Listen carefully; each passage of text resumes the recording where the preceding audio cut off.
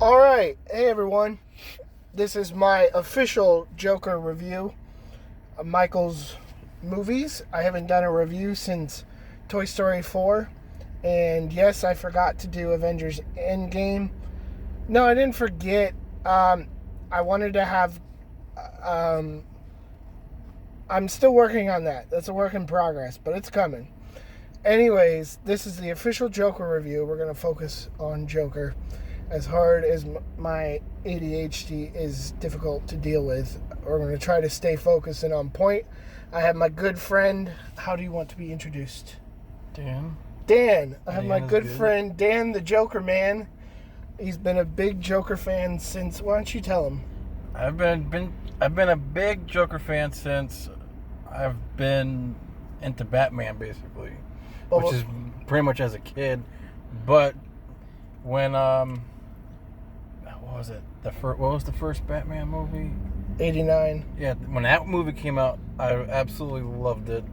Loved Jack Nicholson and been a fan ever since. But wouldn't you say Heath Ledger was more of what really got you hooked on Joker? No, I wouldn't say Heath. No? It was more so the fact of just Joker himself, like the character. Would you say you love Joker more than Batman? Absolutely.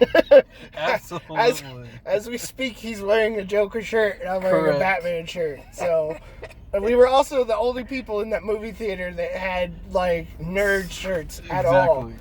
But something I pulled over to, because I gotta do these as soon as I see the movie. Otherwise, I'm gonna forget everything. But I was actually like hearing myself laugh at a lot of the things in this movie. And nobody else was laughing. Correct. me, John, and Dan. We're like the only three people laughing. Yeah, we were like, we were seriously demented people laughing. Cause I feel like maybe we understood the character more than anybody else in that theater, or they were probably just treating it as like a serious movie. The guy they didn't want to laugh. The guy sitting next to you kept having his phone out the whole time, which was bothering me, but every time something demented happened and we would laugh, I'd look over at you and he was just sitting there with his arms crossed. Like, a lot of people did not know what this movie was going to be. Yes. My brother told me that some people even brought their kids to see this freaking movie. Oh. So Dan, are we going to do spoilers or no spoilers? I don't think we should do spoilers. You don't think we should do spoilers? No. Okay, well, that's going to make this really hard because... Unless you want to do spoilers, I want to do spoilers because... Well, then Mom can't really watch it, but... I don't think she would watch this movie anyways, to be honest with you. So let's talk about it. Todd Phillips, the director of The Hangover. Correct. Another one of Dan's favorite movies. Yes. Such a good movie. But hilarious. Was this a comedy, though? Not necessarily a comedy, but there were funny parts. Just because it's Joker, he finds the most oddest things funny. So it could just be any from a point where somebody's shot and is dead. He's laughing. Like, to him, that's funny.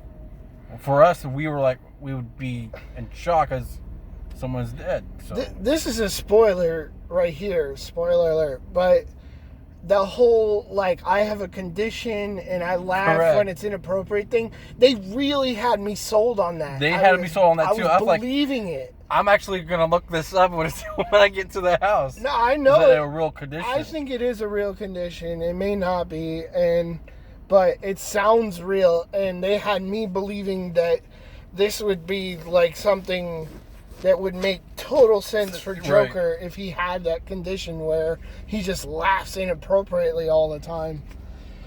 But that got me thinking from the Heath Ledger Jokers, like, what is it? And that's why I'm always laughing. That's why I'm always smiling. I'm always smiling. So that got me thinking on that too. Is like that whole condition with the Joker. I didn't even think about that. Man, it's just a masterpiece. flawless. Those are words that came to my mind as soon as the movie was over. Just flawless. There's nothing wrong with this movie. And I don't want to say this movie should have been made years ago. I like the progression of Joker, but let me tell you something. This ain't Jared Leto Suicide Squad Joker. This is night and day to Jared Leto. And it's not Jack Nicholson. It's not Mark Hamill. This is Joaquin Phoenix Joker. Yeah. It's totally Joaquin Phoenix if you know Joaquin Phoenix. This is all him. It was amazing. It's the only way I can put it. It was amazing. I'm shell-shocked, and I came out kind of speechless. I don't even know. That rarely happens to me in a movie. And wow. Just wow. The whole time I was thinking it was going to have some kind of a Fight Club type of story, and I was kind of right about that in a way. But expand on that. Like what way? In the way that he kept envisioning things happening that were not actually happening. And then I was right when it turned out that girl. Oh, that's another thing that pleasantly surprised me. What's funny? It pleasantly surprised me that the trailer was setting it up as like he has a love interest, and that someone could actually love someone like him. And it's like, I thought it was going to be that boring, sappy Hollywood crap, and they actually turned it into something much, much more wonderful. And I was like, oh, okay, you did it right. Thank you. You did it right. It was so great. Oh my gosh. As far as I know, there's not going to be any kind of sequel to this. And as far as I know, it's not going to connect to anything else. Although the end, like I was saying, the end of the movie sets up the possible timeline where all the events of this movie would fall into place with the events of the coming Batman movie with Robert Pattinson. Because that movie takes place in the 80s. This Bruce is like 8, 9, 10 years old. And progression of time might fall into place, might not. That's, but if you wanted to have, and that's something that got me so excited, was like just seeing young Bruce there and knowing this character is Joker is like any Bruce and Joker or Batman and Joker interaction. I'm always like, I'm glued to the TV. It's like when The Rock fought when The Rock fights Stone Cold Steve Austin. It's like you gotta watch.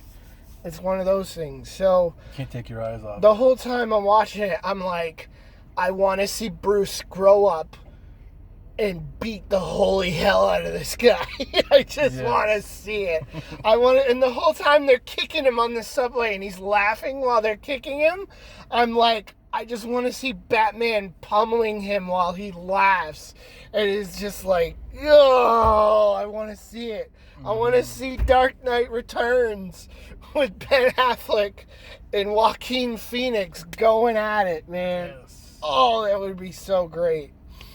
The beauty of it, they kept from the Dark Knight's Joker, that he doesn't need things like money or jewels. He doesn't need any of this stuff that normal criminals care about. He started this revolution with a gun, with a little 6-shooter. He set the whole city on fire. Well, the revolver, sorry. Yeah. Not a 6-shooter, but, it only holds like 6 or 8 bullets, whatever. That's my bad. But, oh my God, we were laughing so much, and I really thought people were going to look at us like we were crazy, because they didn't laugh at every scene. And just, the soundtrack resembled The Dark Knight. The movie is filmed in parts of New York, and The Dark Knight Rises was, so there's scenes that were filmed in Rises that that take place in the same places, and they do the panoramic shots. I love I don't know if they used IMAX. They probably didn't, but they do the panoramic shots of the city for scene changes, just like The Dark Knight. There was a scene in Arkham where I saw a guy had a male nurse uniform, and I swear it looked just like Heath Ledger's when he dresses as a nurse to go visit Harvey Dent in the hospital. It looked, it just, with the white, it resembled it to me. So there's a lot of homage to Heath in there. And I originally said that Joaquin was wearing the same face makeup as Heath, and I think I'm wrong about that. I watched The Dark Knight the other day, and it does look different. It's different. It's not exactly the same, but it's the similar colors, so I think it's still a pretty good nod. Holy crap, man. Wow. Just wow. A lot of people are not going to like this movie and not going to understand it, but if you love The Dark Knight, I think you're going to love this movie. What?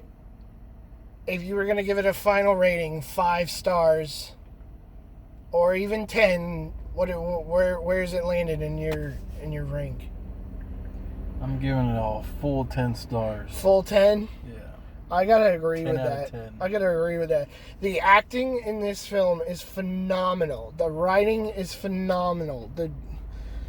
I don't want to say the action is good because there's not any action in it. Not much action. It's not an action movie. It's a thriller. It's psychological. Really drama. Not just drama, but right. It really gets you into Arkham Asylum, and I loved it. There was even a scene with Joaquin, and he's trying to get files out of Arkham, and he's like, what does a person have to do to end up in here? And I was just like, oh my God, he wants to be in there. Yes. You can already tell he's going to take over the asylum. And then there's that wonderful scene at the end where he's in the interrogation room, whatever. And I love those scenes.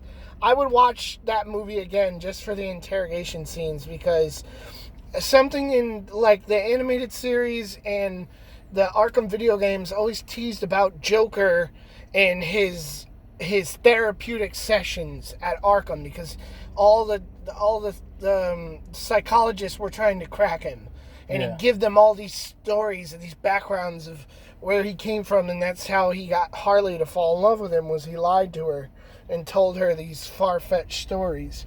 So you could totally see that Joaquin's Joker was gonna walk down that path as well. And then the movie actually ends with him walking out, and it doesn't show, but all you see is bloody footprints, and you just know he killed his psychologist. And that is just, I don't want to say it's great, but it's great. I feel so bad for liking this movie. It's to the T, the Joker, spot on. Oh my gosh. If you know anything about the Joker, this is literally the Joker. It has Joker all over it. If you don't know anything about the Joker, go see it. Exactly, that too. Don't stray away from this movie. Don't watch it. We have to mention that too. His laugh was spot on. Such a good laugh. I love it. He's such a method actor. Yes. Oh man, and just the whole reveal that he was crazy the whole time. Oh, he wasn't even slightly normal. No. You could see it right from the start. He wasn't normal. Oh. I was saying that I wish they hadn't involved Thomas and Bruce Wayne, because bringing Batman into this doesn't make sense unless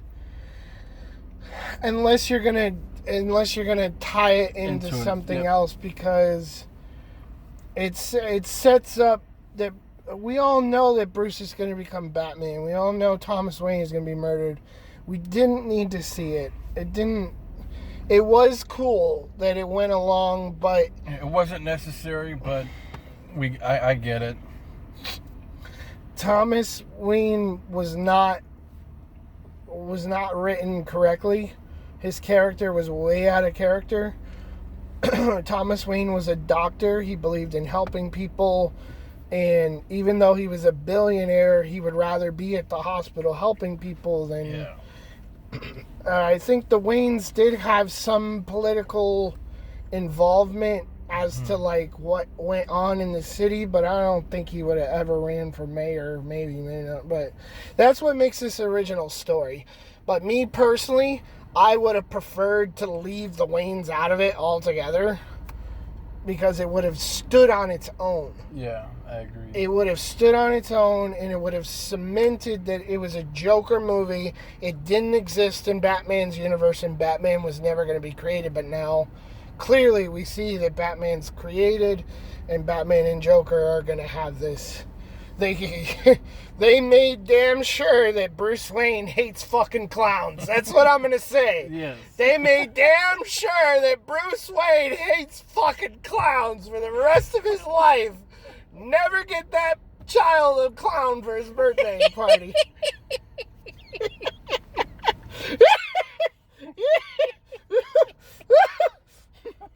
Well, you know, I wanted to start out this video, and I was gonna play Heath walking in for the first time as Joker with that slow building Joker laugh. I was gonna try to imitate it, but my imitation is so piss poor I couldn't even try right now. I'm too excited. But that's what this whole movie was just a slow build up and really just in depth. Todd Phillips, as far as I knew, he's been working on this movie for a few years, and we're coming up on 20 minutes, so I'm going to try to wrap this up. So, Dan gave it 10 stars. Yep. I give it 10 stars. I usually only rate on a scale of 1 to 5, and I give this 10 stars. DC Comics really just came out and showed that they can make quality movies with their characters. If they get the right directors. Let's put it that way. The right directors, but I mean, they got it right. Right. They got it right. And I felt like they got it right with Aquaman. And they got it right with Wonder Woman. They got Batman and Superman all wrong, but we don't have all night to go into that. But they're getting better. This gives me a lot more confidence. Shazam was good too. Shazam was actually pretty good. Shazam was new, but it was, I already did a Shazam review, but it was new and it was different, but it was still good, and it still showed that DC is progressing. They're getting better. What do we have next? We have Wonder Woman. No, we have Birds of Prey comes out before even Wonder Woman. Birds of Prey. Birds of Prey is coming out, but to me, Birds of Prey just feels like Suicide Squad 2. The trailer looks like all the same shots and the same camera work and the same CGI. Well, not CGI, but like the special, like the slow motion with the rain and all that. It just looks like a sequel to Suicide Squad, and all the characters look wrong. Every single one of those characters looks wrong and offensive to me, and I'm very angry that my Birds of Prey are up on the screen looking like this. Like, we got a 12-year-old Black Canary with half her head's in braids and singing at a club for Black Mask. I don't understand that at all. She was a lawyer. I mean, we've seen Arrow. Most of you should have seen Arrow. That's the Dinah Lance I know. And maybe they'll give her another name. Maybe this is Dinah, the Earth 2 Dinah. I don't know. And don't even get me started on Huntress. Seeing that Huntress just makes me want to cry. It really just makes me want to cry. So I'll be doing a review of that. There will be a Star Wars review because despite the hate from it and the hate from The Last Jedi, I'm going to go see this movie because it's going to be something to talk about like The Last Jedi was. It was something to talk about. You had to go see it to have an opinion for yourself to determine, did I like this movie? Did I not like this movie? Which is the same with the Joker. You can go see it if you want to form an opinion. Exactly, because it's something to talk about. It's everybody's talking about it. It's all over the news, and it's such a high. What is it like? It's a trending topic right now. Exactly. On all social media. We said topic. It's going to be big for pop culture if you're a fan of pop culture. You know, I'm glad they didn't do a lot of merchandising for this movie. Seriously. There's no like T-shirts or mugs or like put on a happy face, you know, like. Yeah. Or if there is, I mean, I haven't seen any. I haven't set foot in a Hot Topic in I don't know how long, so maybe there is, but I haven't seen any. I would have liked to have worn a Heath Ledger shirt, or I would have liked them to say, you know, in honor of, maybe put in the credits somewhere, or something like that. But wow.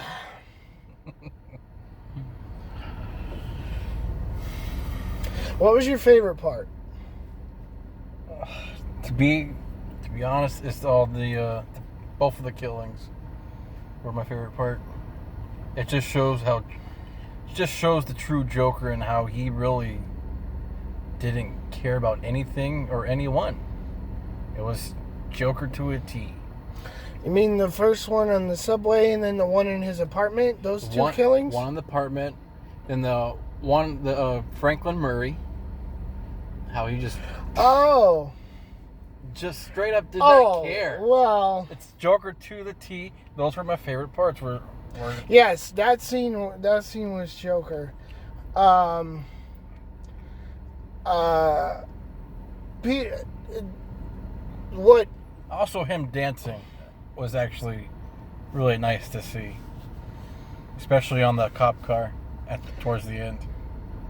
Jack Nicholson had that kind of flair. Yeah, with you his hands. could see it. You know, he's kind of a little bit, yep. But just that showmanship. And one thing I really noticed is the movie kind of, you can feel it turning, like rounding a corner of Arkham, so to speak. You're like turning a corner of this movie when he makes his first kill on the subway. Yeah.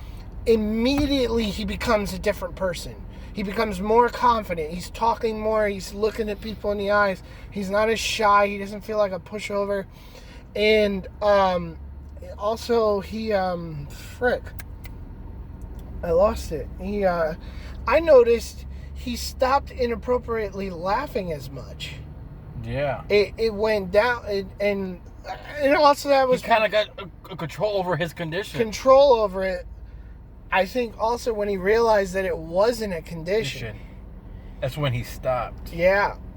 He didn't stop, but he wasn't doing it. He could just do it whenever he wants. He wasn't doing it as much. He wasn't doing it as much. But also, it amazed me that while he was practicing for the show, he couldn't form a sentence. But then when he's sitting there, he's talking in like full sentences with full confidence. He's having a full conversation with Franklin Murray. So I mean that was for story purposes, but I cannot wait to see the everything wrong with this movie because I did notice some things. He opens the envelope that his mother wrote to Thomas Wayne, and he just pops it right up. You can't open a letter like that. Unless they lick that part of the envelope. I was like, you gotta be shitting me, man. There's no way he just popped open that letter. I noticed that too. I laughed to myself because I'm like, I just know the guys on the internet are going to pick that out. Because with the envelope, you're licking the whole thing to close it, and you have to open it. I don't know about some people will just rip it. I've never been able to open an envelope like that. I have once. So it's possible, but that was not plausible. It just felt like one of those movie things. But No, so yeah, but his killings were all personal related. They were very personal and intimate. Which is why I like them so I would have much. preferred more killing of random interactions with people, like on the subway, because that's how Joker is. Right. And this is what I was going to say earlier, and I'm circling around, but I've always heard in documentaries, people that write the Joker always say, I think it was Jeff Loeb. No, don't. It's an indirect quote, but I just heard this somewhere. Don't quote him on that. Don't quote me on this, but somebody said, and it may have been, I think it may have been Chris Nolan when he wrote The Dark Knight. He said, when you interact with the Joker, you never know if he's going to hand you $1 million or kill you right there on the spot. That's the accurate way to write Joker. Now, this Joker was a guy that was just snapping, and he was just, everything built up over time, and he was killing people that had wronged him, or he thought had wronged him, and they were very personal. But I think once he saw the whole city, with his mask. Yeah, with that, yep. And then another important scene was the cops chasing him. Yes, and running away from them. And the chaos that he caused on that train, that just was the match that lit the spark that was it. Oh, that was such a beautiful scene. And the cop ends up getting killed, and he's laughing, and I'm laughing. I'm laughing too. I'm laughing, but because that's how Joker is. Yes. He takes joy in the fact that he caused that insanity. Like you said, he's going to bring joy and laughter to the world. But it's not the way people think. I swear that, and I have to look it up, but I swear he said, it is my purpose in life to bring laughter and joy to the world. I swear that's a line from Batman the Animated Series that Mark Hamill said as Joker to Harley Quinn, or Harleen Quinzel. He said something along those lines, that he wanted to be a comedian and it was his job to bring laughter and joy into the world. That's all he wanted, and that was a line that he fed to her. I'm fairly certain. I'm going to look it up and make sure, but oh my God, they just got this so right. I mean, so right. And it was so great and not predictable in any kind of way. Did you find it predictable? Could you tell where it was? I kind of had an idea. Right, I kind of had an idea, but probably I didn't see it this way. And every time I thought something was going to happen, it didn't. Yeah. And I love that. This one's going to go down in the ages. What was your favorite scene? You see, because you asked me. I know. There's things we gotta talk about. Your favorite scene and your least favorite scene. I don't think I have a least favorite scene. I know you do. You gotta think really hard, but my favorite scene, it wasn't when he finally put on the Joker makeup and he was like, please introduce me as Joker. That didn't really, that didn't do anything for me. It kind of felt kind of like forced. Yeah, it was just kind of I liked it, but I mean, it made sense. Been better, it made sense, but it honestly, and it's just kind of weak sauce. It was not very strong. It didn't wow me. It didn't. It was just kind of like, hey, look at this Joker here, and he's like, will you call me Joker? It was just like, okay, I understand it, but it's not impressive. So my favorite scene, I guess I already said it, was on the subway. In that scene, the cops are chasing him, and the clowns, and then to follow up on that, after the talk show interview, the city on fire, and he's in the cop car. The throwback to Heath Ledger sticking his head out the window like a dog. Back of the cop car. And he was inside the window, so it wasn't the same, but it was an homage. It was here is your Dark Knight. You've waited 10 years. We've waited for this follow-up to the Dark Knight.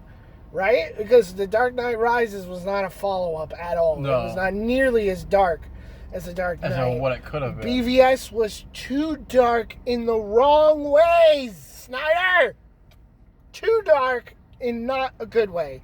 This is dark in the way that we want to see. Psychological, done right, the characters are accurate, other than Thomas Wayne, as I stated before.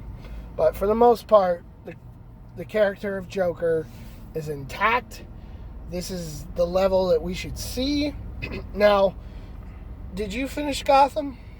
I sure did. Okay, so don't tell me how it ends. I'm almost there. But Cameron Monaghan's Joker gets all over the place. I mean, he goes through a range of every single Joker, and then he does the new 52 version where he cuts off his face. And that's too far.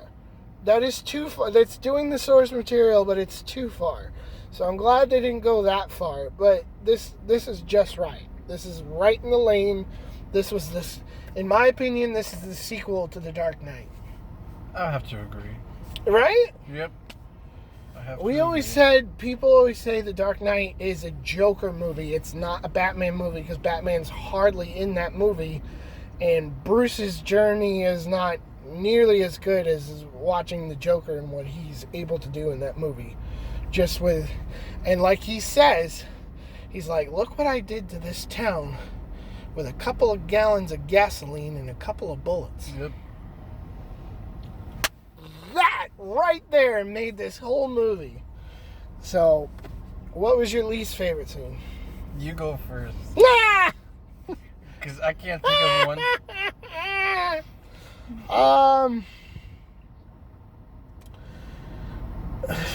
I mean, the parts I didn't care for. I was sucked in to the whole thing. I was like on the edge of my seat. I was on the edge of my seat. I was literally on the edge of my seat through the movie. I saw you. You were hunched over. Yeah. I was kind of just sat back and I was just kind of like, and then more on the edge, building up.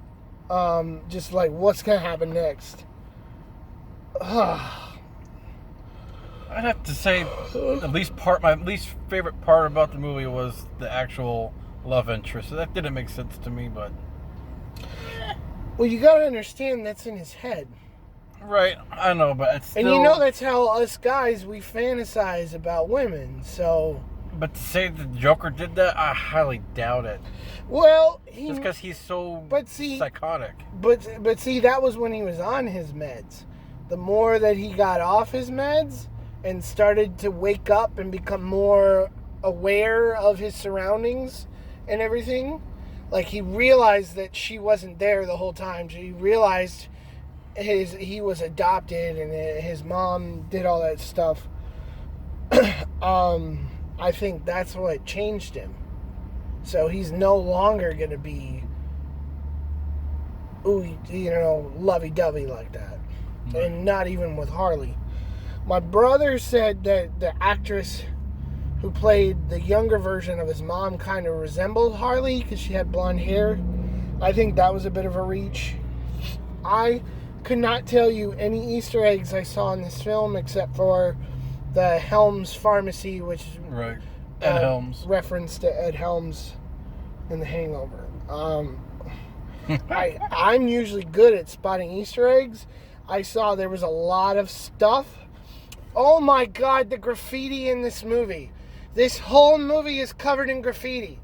I don't know how much money they spent in covering every single shot in graffiti, and I can't wait for someone like Honest Trailers or Everything Wrong With to show me how many scenes have graffiti in them.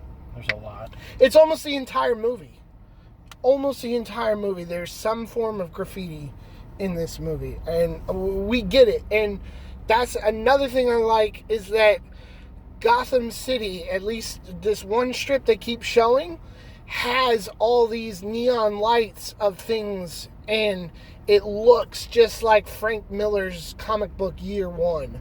And that's what I picked out. I was like, that's Year One right there. It's like, it's strip joints. It's all kinds of like, it's real run down, and that was a total throw to Frank Miller, and I was really happy to see that. So I don't have a least favorite part of this film. I honestly don't. I can't say anything bad about it. I don't like the Thomas Wayne aspect. Like I said, that was unnecessary, but was there any part in the scene that you were just in the movie that you were just kind of like, eh?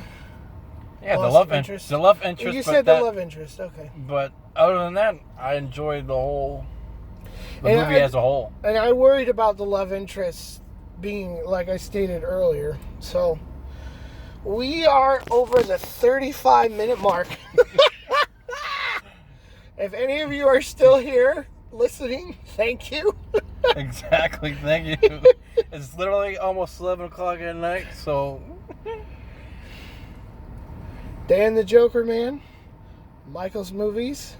We give 2 thumbs up and highly recommend you go see this. I don't give it just 2, I give it a whole 10 thumbs up, even though I don't have 10 thumbs. Turning all my other fingers into thumbs just to give this thumbs up.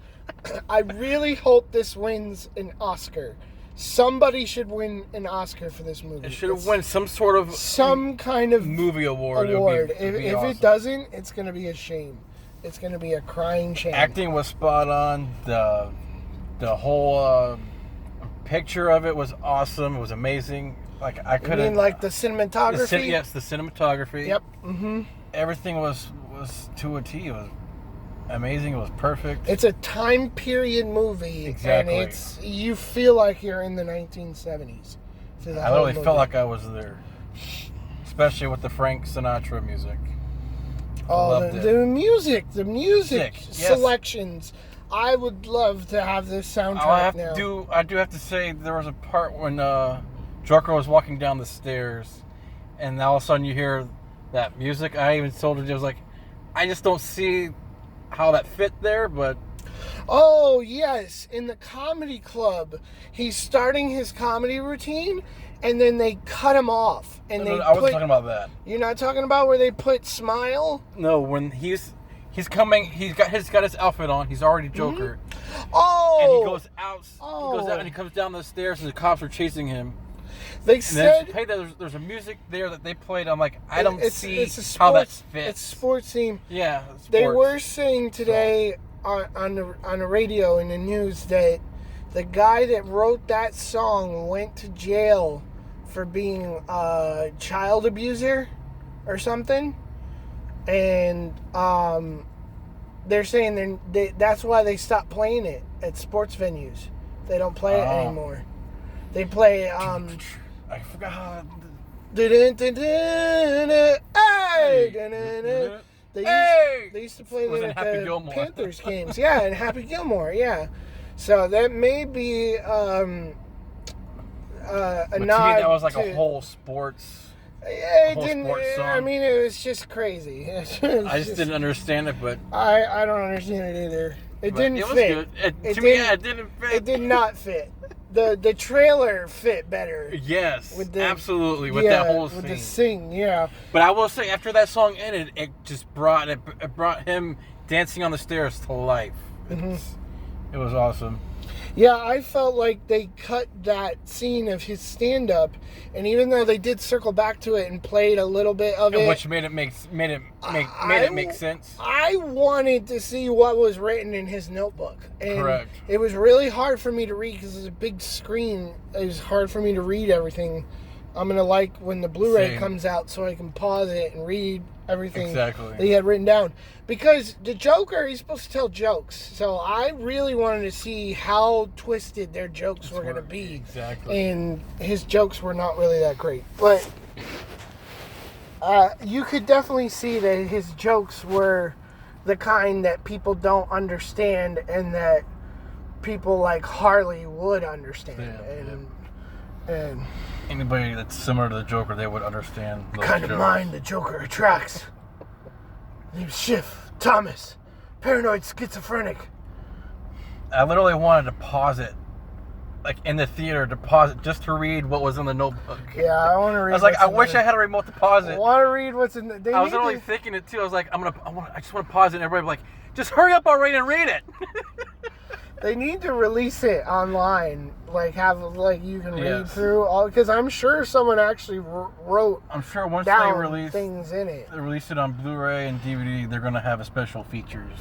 I hope so. And they'll probably show the notebook. Any final thoughts? Final thoughts? Amazing. Go see it. If you don't see it, you're missing out. You honestly are. Like you're really gonna be missing out on this movie. It's really good. Whether you like the Joker or not, whether you're a Batman fan or not, it's a great movie to go see.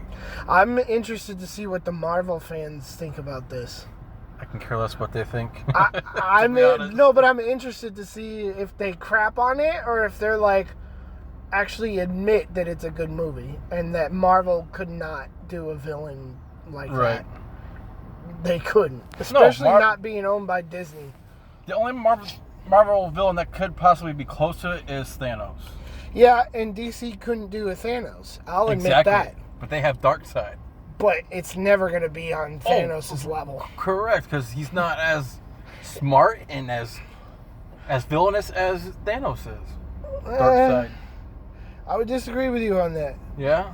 Yeah. Well, you probably do, because I really don't know much about Darkseid. Most people don't. But I know that I think he's the same color as Thanos? Purple? Or no? I think he's gray. He's kind of gray skin, and he's got like a blue kind of thing going on. That's right. Yeah. Blue. Yeah. No, he's not purple though. He's gray. And he shoots laser beams, omega beams out of his eyes.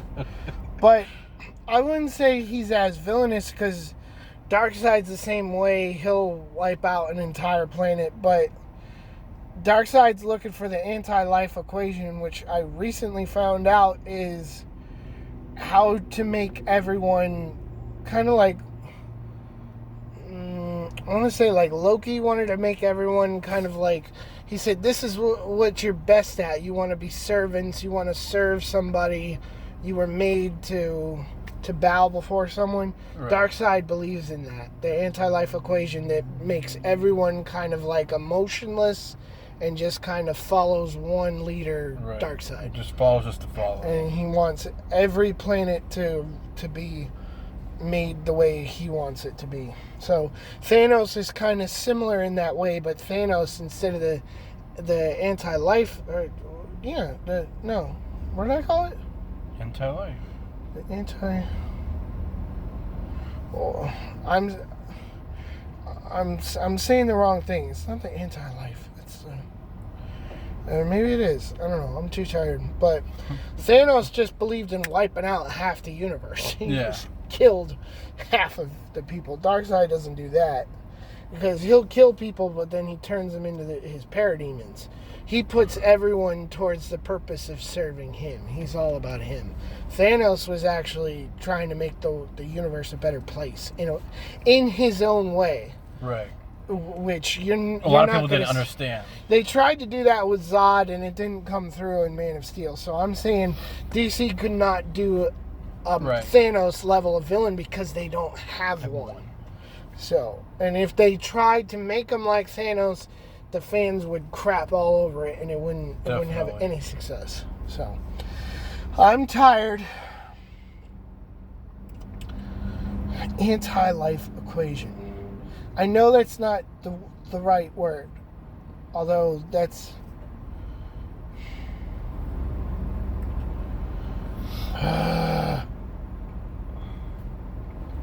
Well, what are your final thoughts on the movie? My final thoughts, for me, it's kind of a one-off. It's kind of a Logan movie where it's good. I'm not sure if I want to own it. I'm not sure if I'm going to, I might watch it, once a year. I definitely can't watch it around the kids, so that makes it really difficult. I will definitely be showing it to people who either haven't seen it or want to watch it type deal. It's not a collector's item type movie. It's gonna I see it as like a painting. It's honestly like a painting. It should be viewed. You should have your own interpretation of it, but it should be left where it is. It's just on the wall. Beautiful It's just art. Beautiful art. It's a masterpiece. It's so much more than a movie. It's not a comic book film at all because there's no canon, there's no comic book whatsoever except for the Waynes being murdered. That's the only comic book accuracy that's in there. Just to put it out there again, please do not take your kids to go see this movie. We cannot stress that enough. Exactly. This is not the Super Friends version of Joker. Just keep them home and have somebody, a babysitter, watch them, and you go see it yourself. Do not take your kids. I've seen women bring babies into movies, and I give them credit. I don't give them credit, but I understand they're trying to get out, see a movie, have a normal life, but get a babysitter, pay them 20 something. Pay them some money. Just a little bit of money, go see the movie, or wait to rent it. There's no shame in renting it in Redbox. Exactly. It's a great way to have a little movie night to yourself. There was something I noticed about... One last thing I want to mention. He stabbed the guy in the eye with the scissors. He went for the eye first. No, he went for the neck.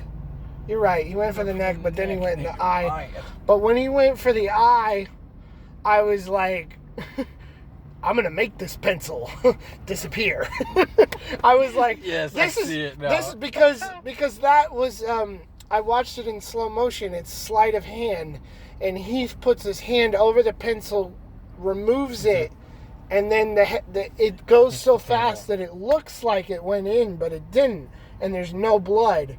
So I feel like this was kind of like, oh, here's the blood that you didn't get in The Dark Knight.